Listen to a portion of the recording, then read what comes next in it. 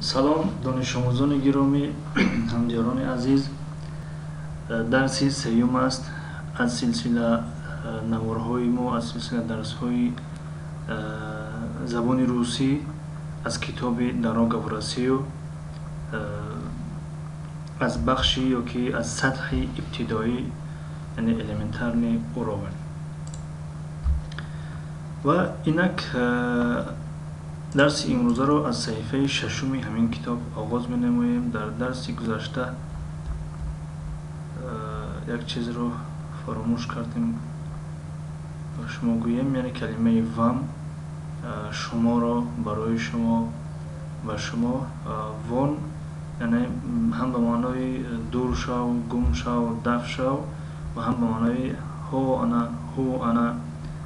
انا همون یعنی مثل وانتم یعنی انا اونجا یکی وان اتسوده بیرون شو از اینجا یا گم شو از اینجا، دور شو از اینجا، به همین معناها می آید. درس امروزه رو باشد از مشق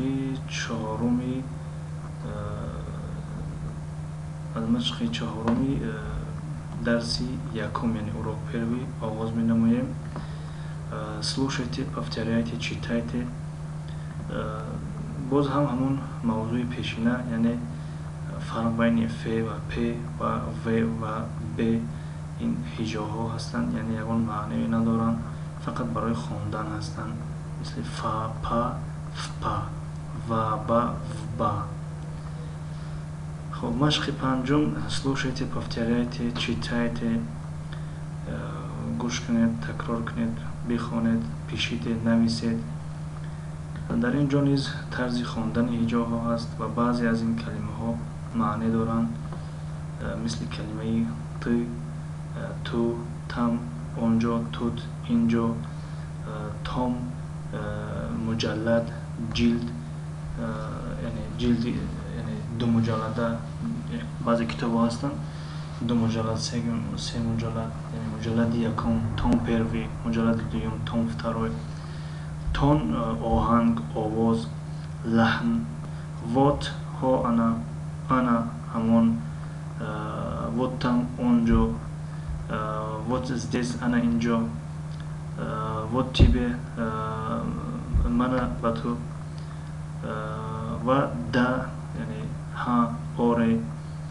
دом خانه، منزل. دون نام انسان. دیم دود، غبار. و این حرف ها را حرف های دستنویس هستند، می توانید اینها را در دفترهایتان کوچانید و نویسید، از اینجا رو باردار کنید. دوم، دیم، دون گفتیم. و صفحه هفتم هم در اینجا هجاها هستند، یعنی دوم یعنی خانه، منزل، چلی گفتیم. ایدو رفته ایستاده‌ام. دیم دود، تام مجلد، تم اونجا، دامخانه. اینها یعنی فرق بین ت و د تلفظ کردن، یعنی تام دام، تم دم، تون دون، دوا توت دود، دوا دو. خب در اینجا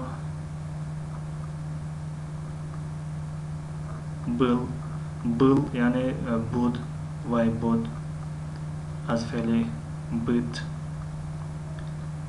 در اینجا کلمه الو، لامپا. الو یعنی وقتی که یک از زنگ میزند، البته در همه زبان ها عینی حال الو میگویند. الو یعنی لبای، گوشم به شما، ها میشنوم. یعنی یک کلمه که وقتی که تلفن میکنیم اولین کلمه که صدا میدهد الو یعنی لبای، به معنای لبای استفاده میشه. لامپا یعنی چراغ. و در اینجا طرز نوشت این هجاها و کلمه ها میتونید اینها رو نویسید. و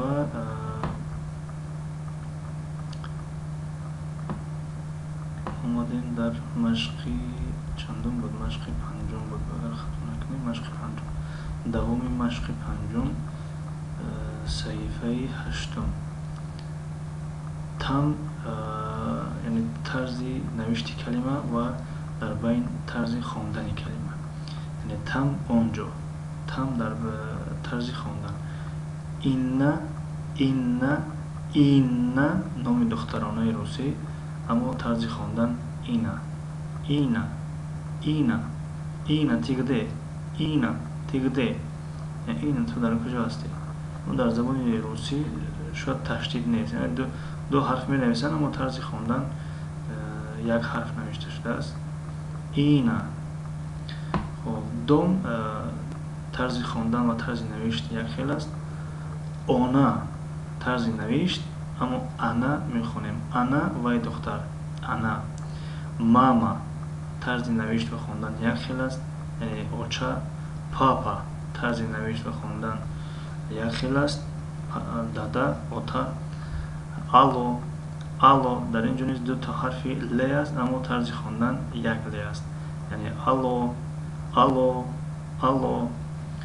و کلمه سراونیته یعنی مقایسه کنید، مقارنه کنید، یعنی یک کلمه رو با یک کلمه مقایسه کنید، مقارنه کنید. به همین معنا میاد سراونیته، مقایسه کردن، مقارنه کردن. اون طرز خواندن و نوشت یک خیل، اونا طرز نوشت و انا طرز خواندن، یعنی فرقیت دارد، یعنی اینش از اینش فرق است. همین رو میگوید که مقارنه کنید، مقایسه کنید. وات طرز خواندن و نوشت یک خیل، وادا طرز نوشت، اما ودا طرز خواندن. وات در بولو ترجمه کرده بودیم، یعنی وات ودا انا آب یا من آب، انا آب.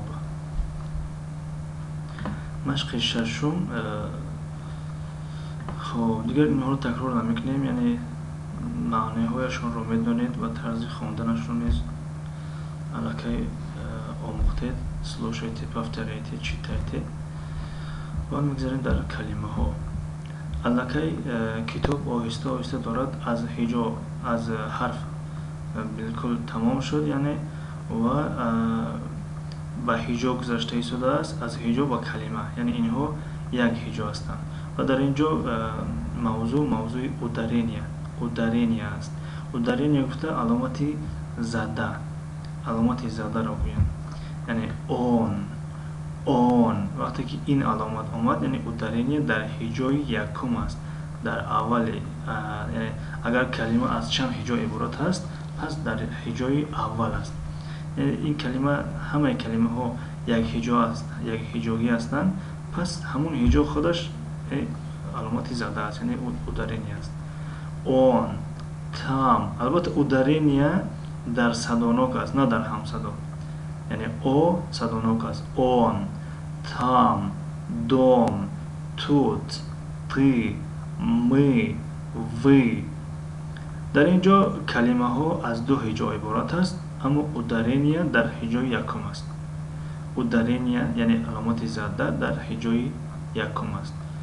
ایتا یعنی در کدام هجایی که اودارینیا آید یا زده آید، پس اون هجا کمی از هجای دیگرش فرق دارد در کشش، در تلفظ، در خواندن. ایتا این. فوتا رسم، صورت.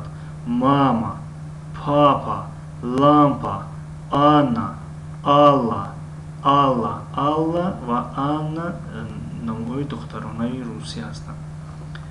لونا، اینجا هم کلمه ها از دو هجا عبارت است و زده در هجای دوم است، در هجای آخر گویم، در هجای آخر است. لونا محتاب. ایوان، انتون. ایوان و انتون نامی پسرانه روسی هستند. انا وای، یعنی وای زن. ودا یعنی آب. خب گره یعنی گراماتیکا رو در نظر دارد، یعنی گره وقتی که آمد گراماتیکا، در بالا در جای ف آمد فونتیکا.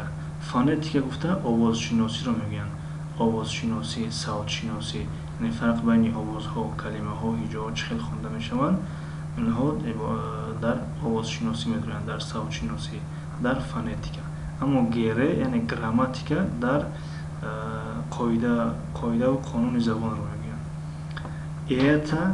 ایتا ایوان،